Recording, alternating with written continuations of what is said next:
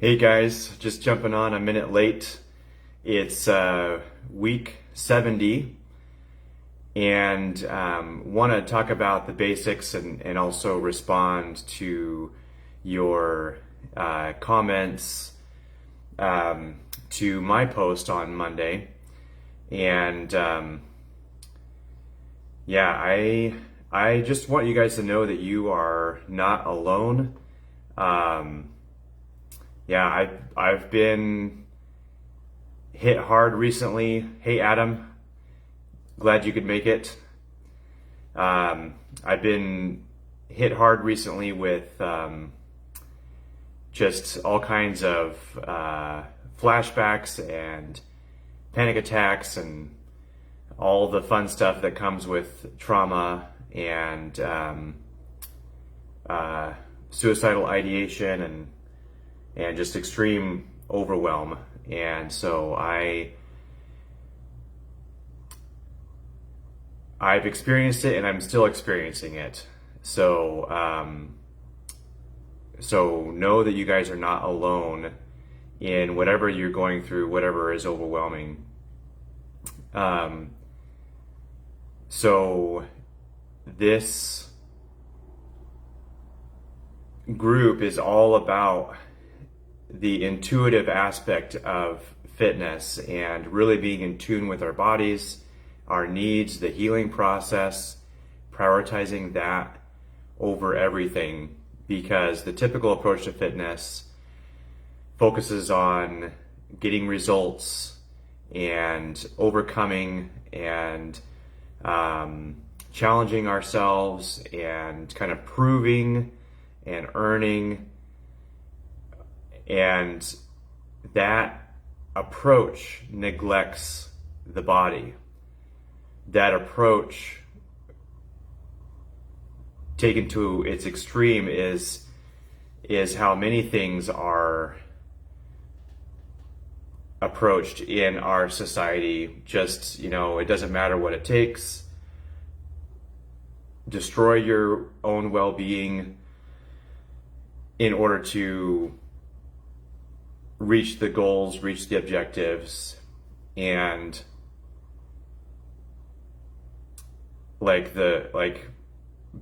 worrying about how your body is doing is seen as lazy or weak or inept or uncommitted or whatever the case may be. So and that's not, life is not worth living in that situation, especially for those of us who are empathic and have experienced trauma and are already dealing with so much. And we've been doing more than most people can imagine or relate to, because of everything that we're carrying and the energy and the fortitude that it takes to move forward through healing from trauma and from hypervigilance and extreme empathy and reminding ourselves that we have to prioritize ourselves. So that is what this group is about. Taking care of you. And if you can't do anything else for your fitness or your exercise, try to do some walking. Try to do a little bit of body weight squats, some push-ups against the counter, some rows with a band. You can do all three of those one time each week on different days. And just keep it super, super, super simple, and just signal to the muscle, go to fatigue, reach fatigue in a set so that your muscle gets the signal it needs to get stronger. Try for 3 times throughout the day, each day that you are doing one of those things, and get some gentle movement in. Go for a walk, and take care of yourself that way. As far as diet, nutrition, try to remember, keep track mentally of how much water you're getting. If you've gone most of the day without drinking water, grab some water. Remember to keep the protein high if you have options with that. If food is overwhelming, keep it simple as possible, and try to make a routine of it, some kind of simple routine, and always be moving in the right direction. Have self-compassion over self-judgment.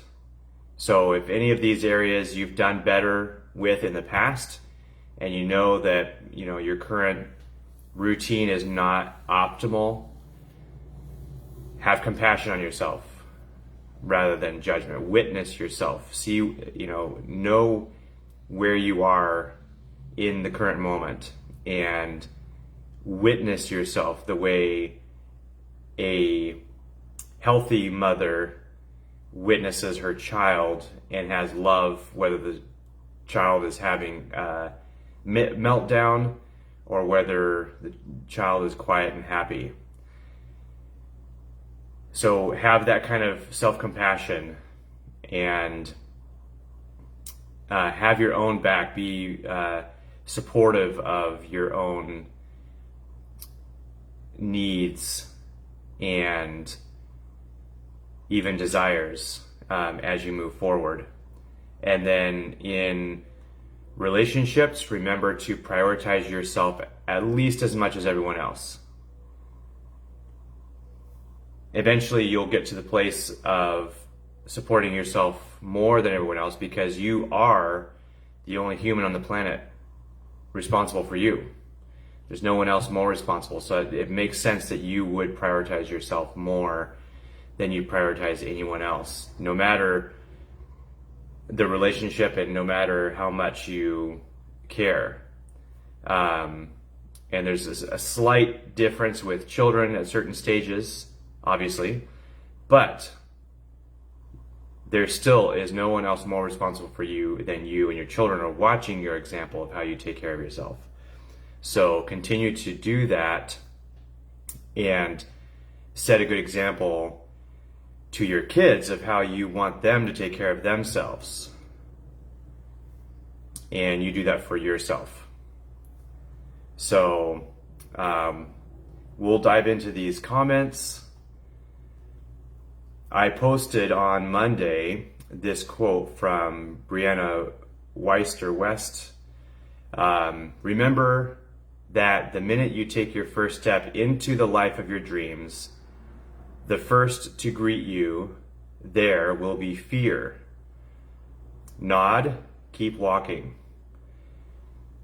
So we're welcoming the fear as we move into new spaces, expanded areas, whatever that looks like, whether that's a new food routine, a new fitness routine, a new job, moving to a new place, getting out of toxic relationships, or getting into healthy relationships. All of it can induce fear if it's unfamiliar. And we have to keep going. We have to feel the fear and do it anyway. And so I asked everyone to post about, how they've been doing, how they've been feeling, how they've been doing physically or personal sovereignty. And it seems like sovereignty has been the biggest theme this week. So we're going to dive in. And Susie says, well, should I say the big one out loud about sovereignty? I feel like I am no longer the owner of my own body, and that the state has claimed it as its property. And that sparks this very deep fury in me that goes back to me being a happy-go-lucky little tomboy, and boys in my class trying to tell me what I could and could not do, or what place what my place should be in the world, and that they were automatically better than me because they were boys. It just reminds me that no matter what I've done or do in life, I exist in a society that thinks of me as inherently lesser. I know I'm not, and I also know that there are many people in this world who feel the same for different reasons. None of us are lesser, but man, does it still sting and cut me to the quick. That said, my inner tomboy is like, oh yeah, you want to tell me what to do and put me in my place? Just wait, I'll show you. But basically, what's on my mind is I feel raw, really, really raw right now. And also, if this is a thing you don't want to dive into, that's fine. It could be a minefield, so I understand. So Susie, first, thank you for sharing how you are feeling and what that triggers in you. And no matter what political or issue side people are on with this, I know they can relate to that feeling of being shut down and being limited by others and being told who they can be and what they can do, and other people feeling more important and therefore better and therefore superior and therefore get to make better, bigger decisions about everything that's going on. So all I'll say about the specific issue is that I know that I will never have to make that decision for myself. And so I feel like it's really important for the people that do have to make that decision to be able to make that decision. But just, personal sovereignty in general, I could relate because I grew up without any sovereignty. My dad controlled every aspect of my life, including forbidding me from having friends and from doing the things I love, like drawing and cartooning, or reading, or exercising, or playing music. I even bought books that he wouldn't let me read because he thought it was bad for my eyes and an escape from reality. And these were books on American history and government and political science and stuff like that. So I really, really feel that lack of personal sovereignty. Like, I don't get to make decisions about my own body and my own life. I mean, I was circumcised at 15 against my will. So I can really empathize with what you're feeling, and I'm really sorry that's triggering you, and I know it's triggering a lot of people. And there's a lot to it, but on the sovereignty side, I think of the book Man's Quest for Meaning, and let me double check.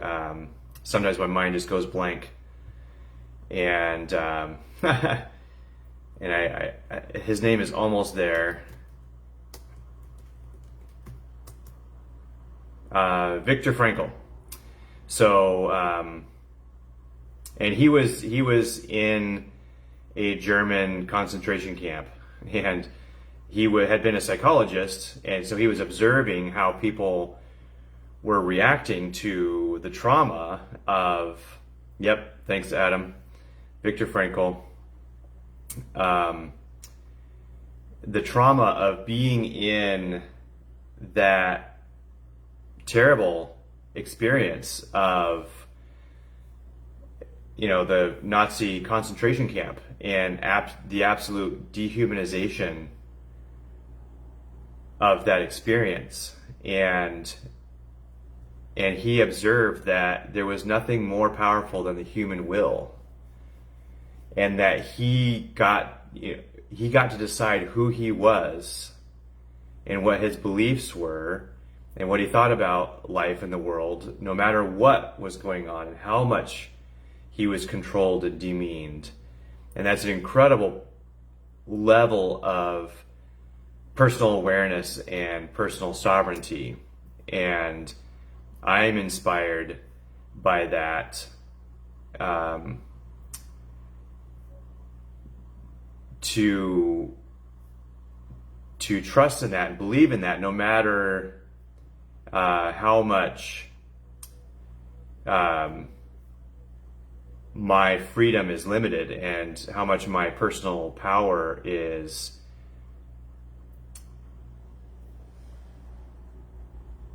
controlled and manipulated by others. So I know that's like, there's not much I can say to encourage you in this situation, because it's so big, and but I want you to know that you're not alone, that I believe humanity as a whole is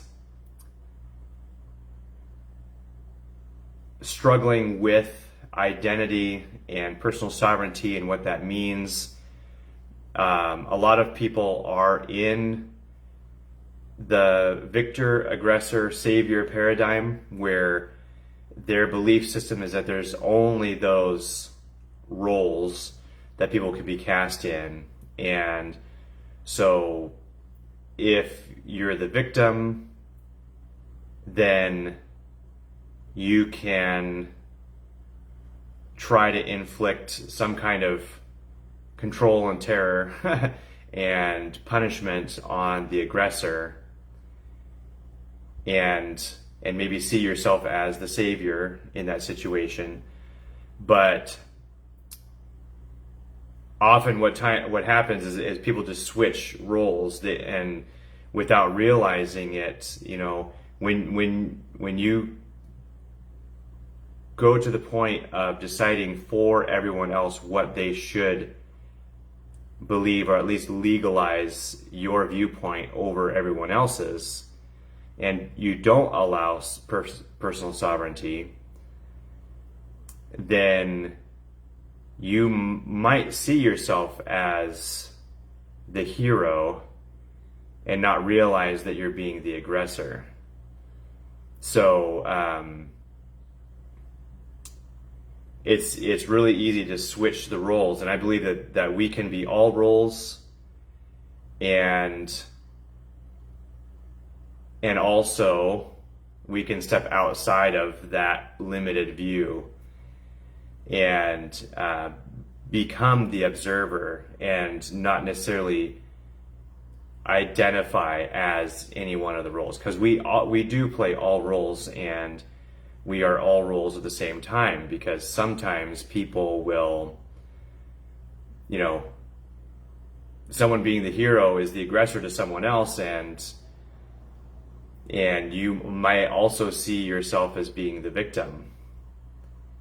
And so, like, it's kind of quantumly confusing when you look at it deeper. But so hopefully that's a little bit encouraging, Susie. Thank you for sharing that and being vulnerable.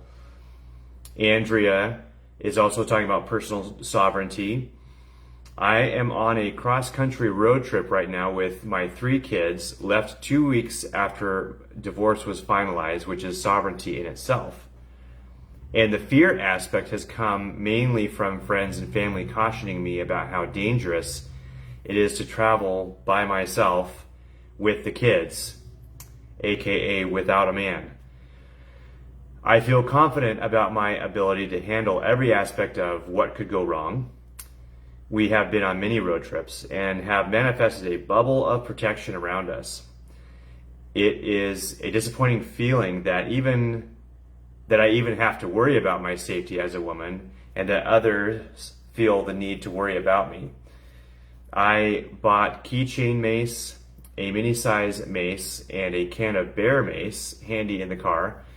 My car has emergency calling, my insurance has roadside, and I also have AAA. So fears, mostly from others, of a predator taking advantage of me has an impact on my sense of freedom and personal sovereignty, even though I already pictured us arriving home safely, and I don't want to let those thoughts in. But every time I talk to someone, their sentiment about my trip seems to be weighted more to be careful over have fun. And this leads into the health fitness aspect. Been thinking about, if my body is strong and healthy, then if a predator does find me, which they won't, then I will have the strength, stamina to fight them off. It royally sucks that women have to even worry about this. So yes, I get that. I love that even with all of this constant fearful input, people trying to share their fears with you, you are insistent on having a good time, having a safe time, all the things. And I forget the exact quote, but fear is just imagination used poorly, or something like that. Somebody can comment if they remember what that that quote is. But yeah, people who are fearful want to share their fear with you. And you know, if you have goals and ambitions and other people have given up on theirs, they want you to give up on yours too. And so they'll tell you all of the things that could go wrong and all the ways that you could fail at your dreams and all the ways that your dreams could break. And you get to choose. That's part of the personal sovereignty, is you get to choose whether you take that on or not. And I love that you have been working out and staying strong and fit, and you can, give any predator reason to regret his life choices because you'll be more than enough to handle, more than enough to deal with. So yeah, I love that you went on it anyway, and that you're having a blast, and that you have your precautionary tools handy. So yeah, I think that changes things energetically as well. So this is something that I learned because I was actually security at Target for a while, and then I was also in the Marines. And along the way, I learned some things about, just statistics about what predators look for, and they look for the women who seem able to be intimidated or already kind of unsure, uncertain. And so energetically, it's a huge shift if you're like keeping your eyes down, you're not making eye contact with anyone, and your shoulders are slumped, and you're just trying to go from point A to point B, and you're trying to make yourself small and invisible, to opening up the chest, letting your shoulders out, holding your head up, moving at whatever speed you feel naturally like you want to move, looking everyone confidently in the eye, and kind of that attitude that, hey, I will handle whatever comes at me. Like, they're not going to want a lot of work. And predators tend to avoid confident people, confident women, because they are lazy. They don't want to work hard. That's why they do what they do. So there's an energy shift. So Andrea, I love that you are insistent on this, and you're choosing that you're going to have a great trip and that you're going to have a blast along the way.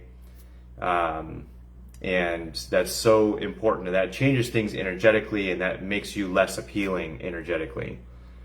So Susie commented, "This sounds familiar. Someone trying to project their fears onto you, and the challenge of resisting that." Yep. These remind me of tips from self-defense classes. Yes. So that was actually something else that I did. I did some research and taught some super basic self-defense classes at the YMCA that I worked at a long time ago. So some of that is this. The other things that I remember from that class was that when you are in a confrontation with someone, you're not going to remember like really fancy moves or complicated stuff. You're just gonna when your adrenaline is going and your fight, flight, freeze, fawn is kicking in, you only have your gross motor units, or your basic motor units, so or motor movements. So punches, kicks, knee strikes, shoves with the body, like all of those things are kind of what you have left. Unless you've done grappling a million times, you're not going to remember complicated takedowns or anything like that. But just like be a mess for them. Be really overwhelming to the person that's causing problems, and they'll usually give up because they don't want to work that hard. So but I had a similar experience. So when I was in Michigan and I was getting ready to move back to Oregon, and I got a truck and a travel trailer and decided to take a couple months and travel around the country on my way back. And it was a very similar thing. Almost everyone I talked to was asking if I had a gun or was getting a dog, and were warning me about the big cities or telling me horror stories about different places around the country. And I was kind of weighing it out. I was like, should I try to get a concealed weapons permit real quick or get a dog or something like that, and realized that there was so many aspects to that were new for me and overwhelming. I thought I don't want to get a dog yet because that's going to be another new experience and overwhelming. So I thought I'll just take like baby steps, and I've got some things I could use as weapons, but I don't want to have a weapon on me, and I don't, mainly because I didn't want to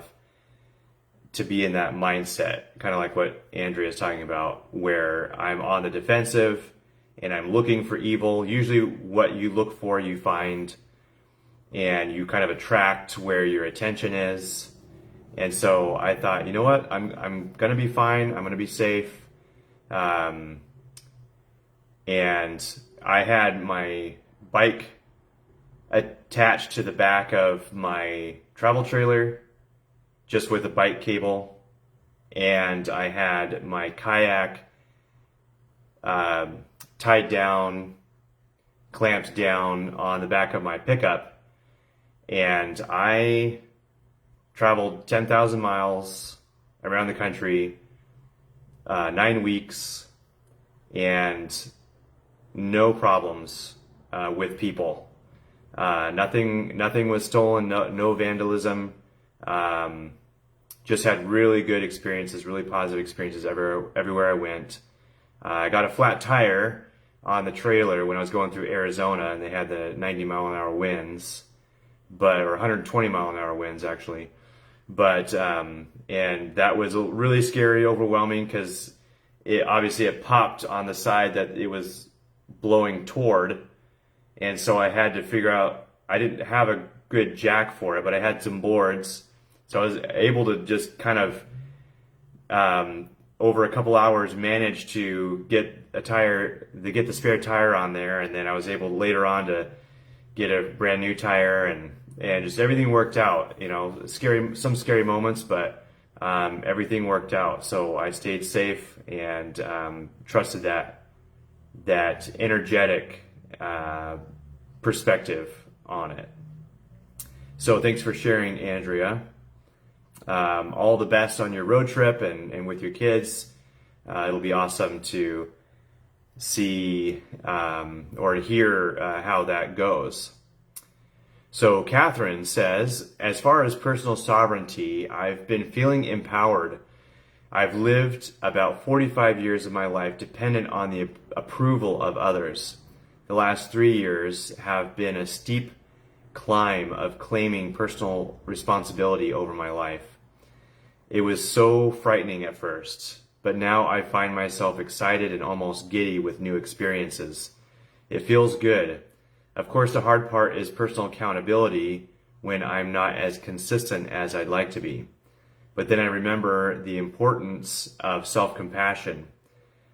It's work to become my own best friend, but I know it's worth it for my own sake and for my kids who are watching and learning from my example. Absolutely.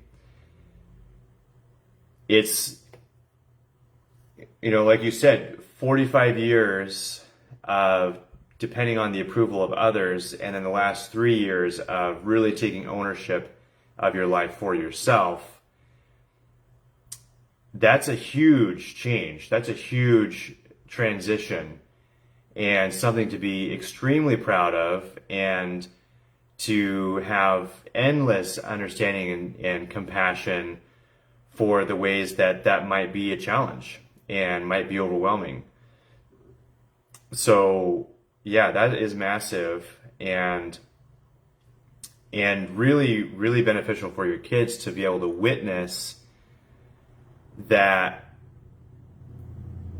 transition that you are courageously taking, choosing to be the hero of your story.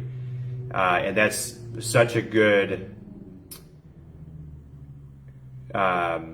kind of a good living textbook for them to refer to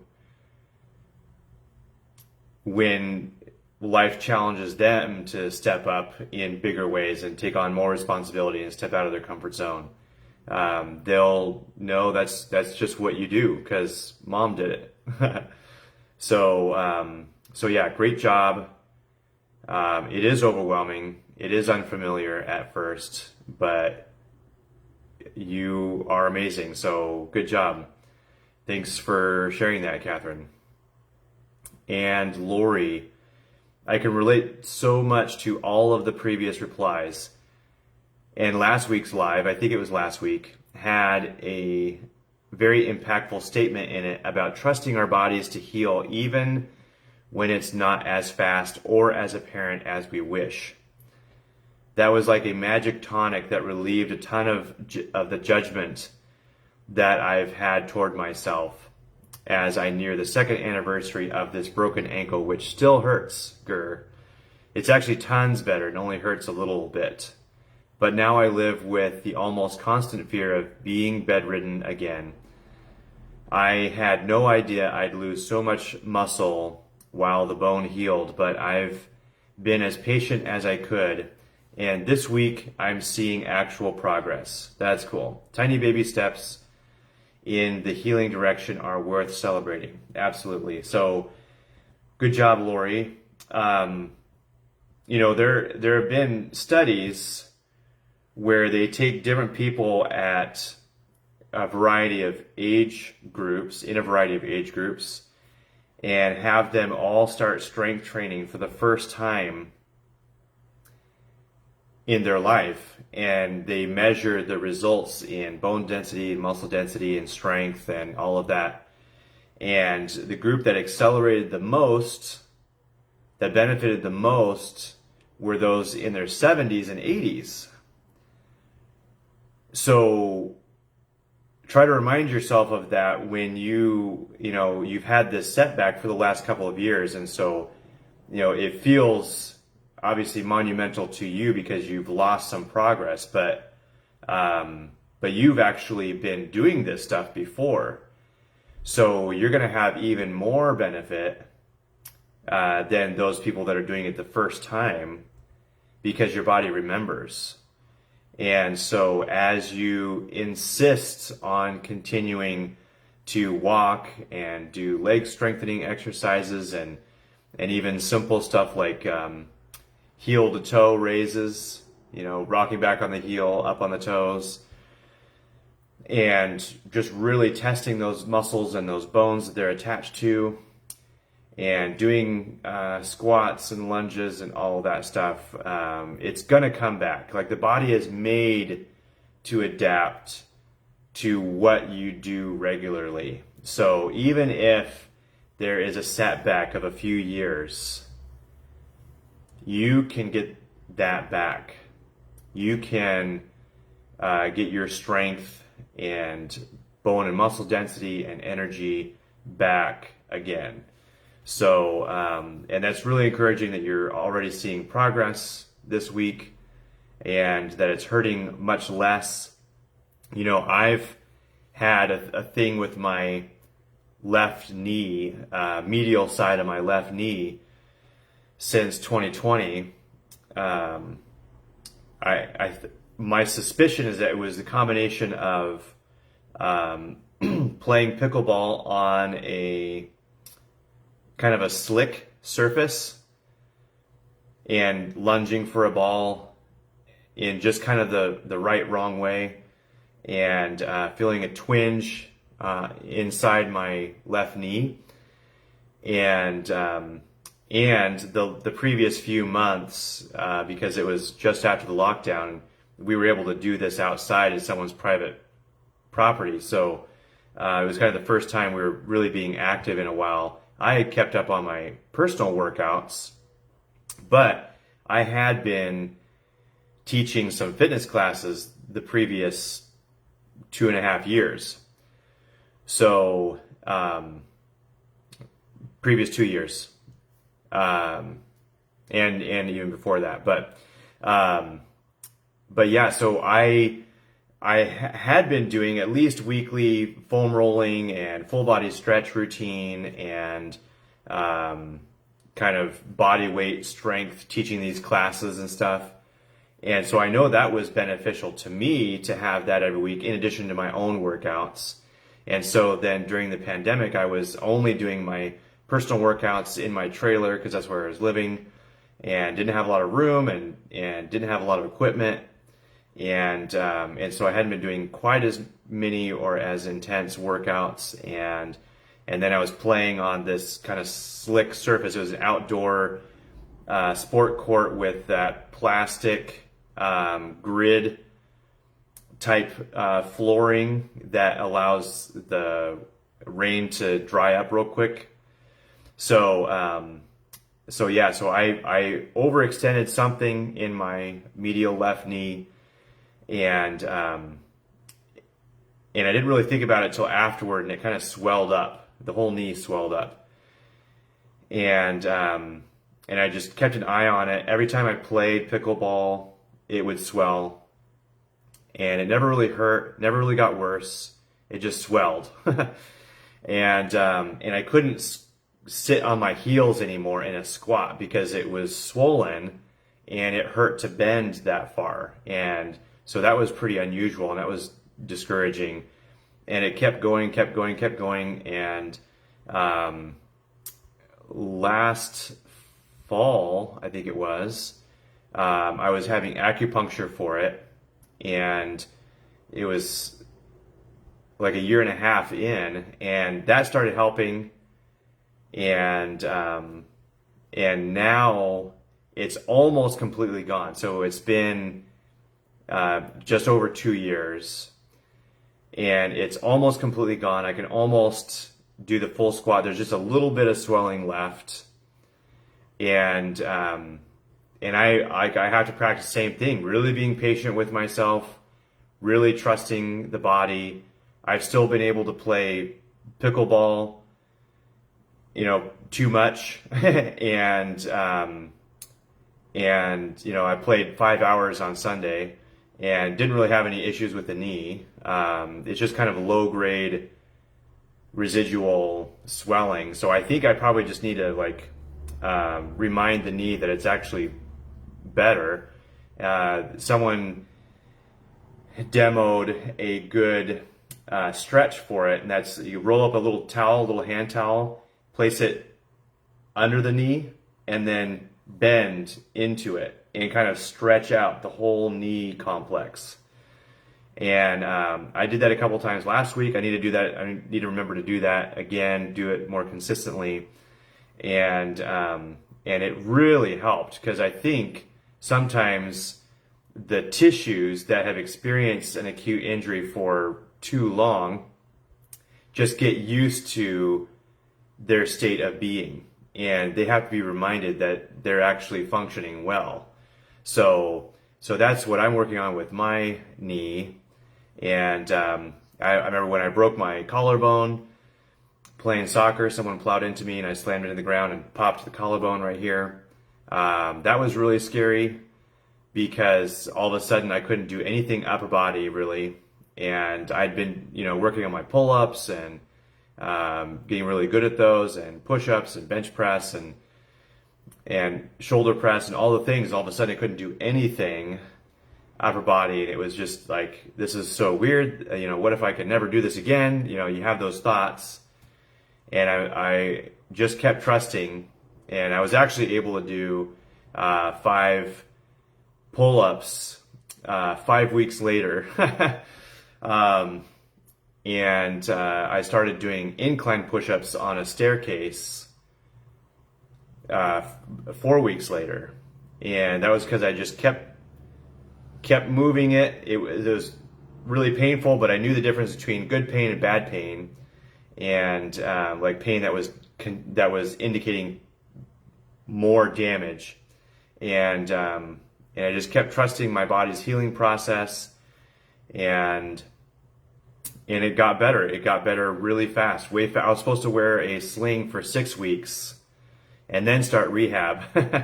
But I jumped the gun on all of it and started doing incline push-ups at 4 weeks, and did first 5 pull-ups again at 5 weeks, and recovered really fast. Was able to play soccer again 7 weeks later, and so I just relentlessly believe in the body's ability to recover.